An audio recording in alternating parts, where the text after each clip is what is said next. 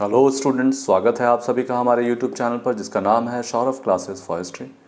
आज मैं ancient history से यानी प्राचीन कालीन इतिहास से गुप्त काल स्वर्ण युग इस विषय को लेकर उपस्थित हुआ हूँ। तो चलिए बिना समय गंवाए हम अपने इस विषय को प्रारंभ करते हैं। गुप्त काल को भारतीय इतिहास का स्वर्ण युग माना जाता है। इस काल में राजनीतिक, सामाजिक, आर्थिक एवं सांस्कृतिक क्षेत्रों में अत्यधिक उन्नति हुई। इस कारण इस काल को क्लासिकल अथवा पेरिक्लिस काल भी माना जाता है। इस काल की उपलब्धियों को बेहतर ढंग से समझने के लिए हम इसे एक डायग्राम एवं संक्षिप्त व्याख्या द्वारा निम्न रूप से प्रदर्शित करते हैं।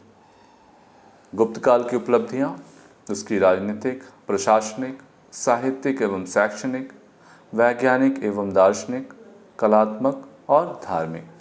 तो एक एक करके इन सभी विषयों को हम लोग देखेंगे। सबसे पहले राजनीतिक विषयों को देखेंगे। गुप्त युग महान शासकों का काल था। इस काल में चंद्रगुप्त प्रथम, समुद्रगुप्त, चंद्रगुप्त द्वितीय, कुमारगुप्त, स्कंदगुप्त आदि अनेक शासक हुए जिन्होंने एक छत्र राज्य कायम किए एवं सफलतापूर्वक शासन संचालित किए, अनेक यज्ञों का संपादन करवाया तथा विभिन्न उपाधियां महाराज, पराक्रम, परम भागवत, विक्रमादित्य आदि धारण की। इन शासकों ने विदेशी राज्यों को समाप्त कर भारत में पुनः एक सशक्त हिंदू राज्य की स्थापना की। आगे चलते हैं। प्रशासनिक उपलब्धियों को देखेंगे। गुप्त शासकों ने कुशल प्रशासनिक व्यवस्था कायम कर साम्राज्य में शांति एवं सुव्यवस्था निर्मित किए। जूनागढ़ अभिलेख से ज्ञात होता है कि गुप्त काल में कोई भी व्यक्ति दरिद्र, व्यसनी, कठोर दंड से पीड़ित नहीं था। गुप्त काल में स्वर्ण मुद्रा का अधिकांश प्रचलन था, जो उसकी समृद्धता का प्रतीक है। कृषि, उद्योग एवं व्यापार उन्नत अवस्था में थे। सिंचाई हेतु उचित प्रबंध थे तथा किसानों पर भू राजस्व का भार बहुत कम था। साहित्यिक एवं शैक्षणिक व्यवस्था को देखें। साहित्यिक एवं शैक्षणिक दृष्टि से भी सभी विद्वान गुप्त काल को अभिजात्य युग मानते हैं। इस काल में संस्कृत भाषा एवं साहित्य की अपूर्व उन्नति हुई। इस काल में कालिदास ने अभिज्ञान शाकुंतलम, कुमार संभवम, मेघदूतम, रघुवंशम आदि रचे। विशाखादत्त ने देवी चंद्रगुप्तम एवं मुद्रा राक्षस की रचना की। भारवी ने कीर्तार्जुनियम, शूद्रक ने मृच्छकटिकम, सुबंधु ने वासवदत्ता, विष्णु शर्मा ने पंचतंत्र, अमर सिंह ने अमरकोश आदि अनेक संस्कृत ग्रंथों की रचना हुई।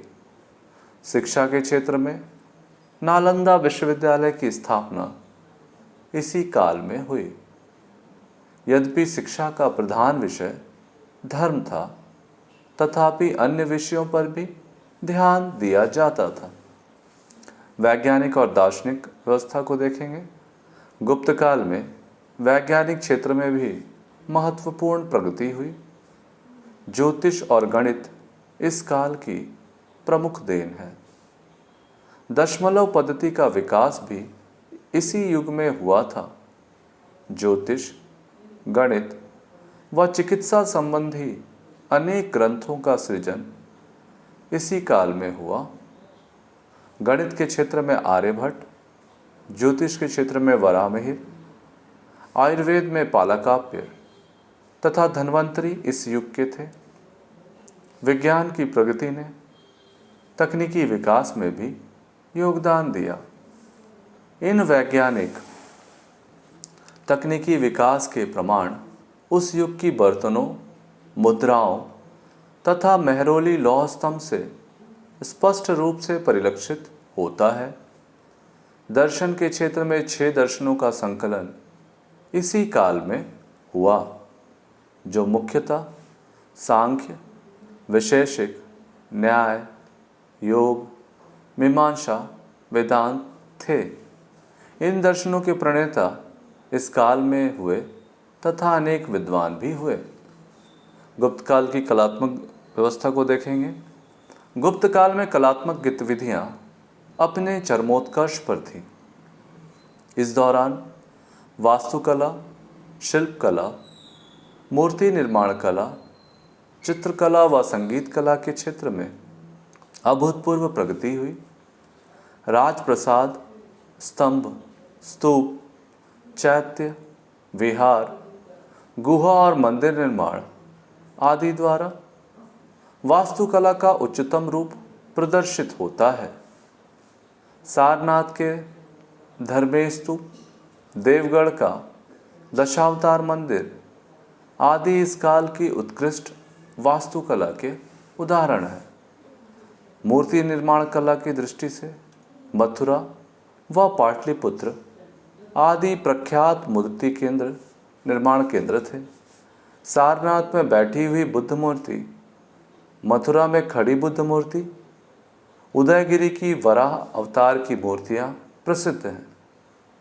इसके अलावे चित्रकला के क्षेत्र में अजंता, एलोरा, बाग, बादामी आदि गुफाओं में उत्कीर्ण चित्रकला से उनकी चित्रकला की उत्कृष्टता का बोध होता है।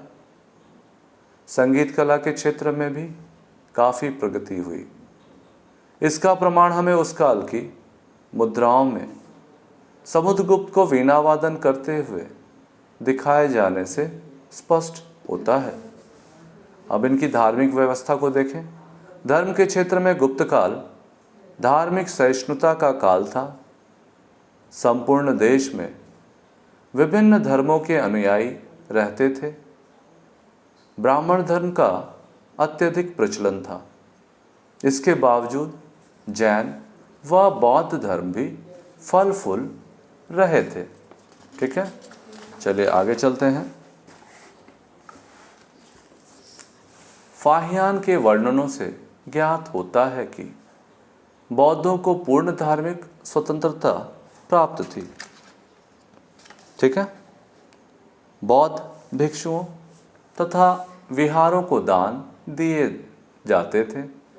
वल्लभी में जैन संगति का आयोजन तथा श्वेतांबर ग्रंथों की रचना गुप्त शासकों की धार्मिक सहिष्णुता का ही परिणाम थी।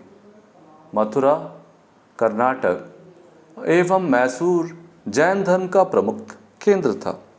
इस तरह से हम इसका निष्कर्ष देखें तो इस प्रकार उपरोक्त अध्ययनों से हम इस निष्कर्ष पर पहुंचते हैं कि गुप्त काल में भारतवर्ष ने राजनीतिक, प्रशासनिक, साहित्यिक, शैक्षिक, वैज्ञानिक, दार्शनिक, कलात्मक एवं धार्मिक प्रत्येक क्षेत्र में अभूतपूर्व उपलब्धियां अर्जित की।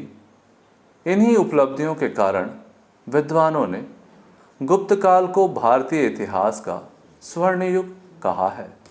इस प्रकार से हमारा यह विषय कि गुप्त काल भारतीय इतिहास का स्वर्ण युग है, इसका वर्णन करें, ये आज कंप्लीट हुआ। अब हम अगले अध्याय में गुप्त काल के स्वर्ण युग की सार्थकता को सिद्ध करने का प्रयास करेंगे। आज के लिए बस इतना ही। धन्यवाद।